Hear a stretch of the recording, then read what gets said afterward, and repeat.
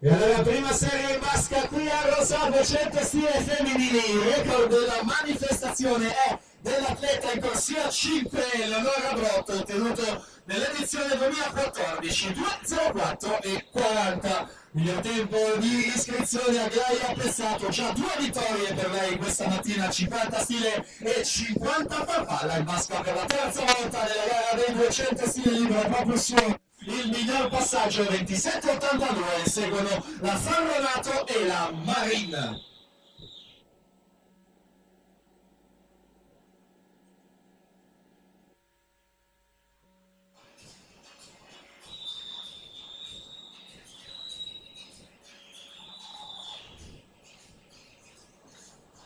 Agraria ha pensato al passaggio, una lunghezza e mezza di vantaggio nei confronti delle avversarie, 58 e 23, 30 e 41 i secondi 50, Eleonora Marin 31 e 34, Morgan Farronato 31 e 80, Agraria ha pensato in quarta corsia, 2 volte bronzo, 50 e 100 stile agli assoluti primaverili di Riccione, argento di staffetta agli europei 2016 di Londra e finale olimpica a cui ha aggiunto un'altra vittoria agli europei di vasca corta di Netania e finale ai mondiali di vasca corta. Davvero un palmarès importante per Agraria Pezzato che continua a condurre 30 e 40. Brotto sale in seconda posizione, 31 e 52. Eleonora Brotto specialista dei 400-800 stile libero delle lunghe distanze, ma noi siamo all'arrivo con un altro super tempo in arrivo, il tempo del record 2.04.40,